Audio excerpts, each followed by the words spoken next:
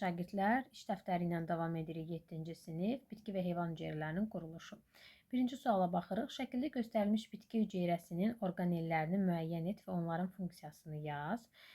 Gəlin birinci təyin edin, sonra funksiyalarını qeyd edərik. Birinci şəkildə hüceyrə divarı göstərilmişdir. Bitki hüceyrəsindən söhbət gedirsə, təbii ki, bu olacaq hüceyrə divarı. İkinci hissədə biz vakualı görürük. Bura qeyd edək. Vakual. Üçüncü hissədə dairə formasında bu hissədə biz nüvəni görürük. Dördüncü hissədə sitoplazma qeyd olunubdur. Sitoplazma. Beşinci hissədə biz yaşıl rəngdən verildiyi üçün bitki hüceyrəsi olduğu üçün xloroplastı görürük. Altıncı hissədə isə əslində şəklə diqqətlə baxanda bir də hüceyrə divarıdır. Altıda isə daxili qılaf olan plazmatik membranı görürük və gəlin hər birinin funksiyalarını qeyd edək. Hüceyrə divarının funksiyası bitkini xaricdən örtmək, qorumaqdır. Vakualın funksiyası hüceyrə şirəsi toplanır. Biz bilirik, üzv və qeyri-üzv maddələrdən ibarət olan hüceyrə şirəsi toplanır burada. Üçüncü nüvənin funksiyası irsi məlumatları daşımaqdır. Sitoplazmanın funksiyası sitoplazma həlməşi maddədir, mayedir və digər orqanellər arasında əlaqə yaradır.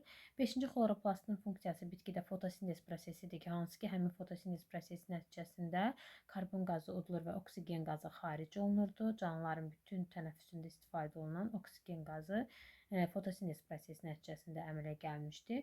Plazmatik membran isə sitoplazmanı daxildən örtərək qoruyucu funksiyanı yerinə yetirir. İkinci sual. Bitki hüceyrəsinin hissələrinin və orqanoidlərinin adlarını elə qeyd et ki, A hərfi bütün sıralar üçün ümumi olsun. Deməli, məsələn, biz burada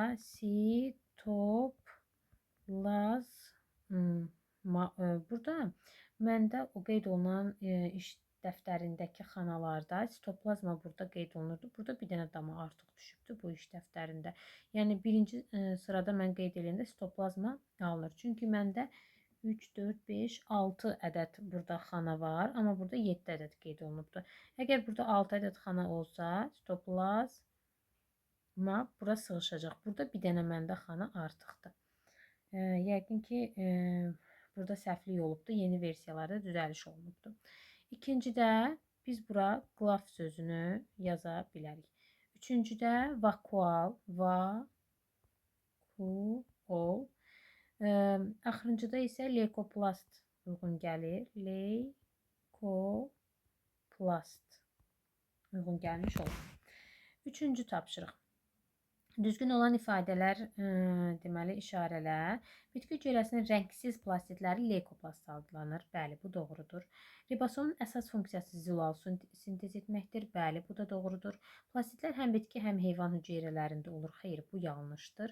Bitkilərdə olur. Mitoxondrilər hüceyrə səviyyəsində tənəffüs həyata keçirir. Bəli, biz deyirik tənəffüs orqanoidi də deyə bilərik mitoxondriya. Bütün canlıların hüceyrələri formasına və ölçülərinə görə eyni deyil. Yanlışdır, bu yazılıbdır, eynidir.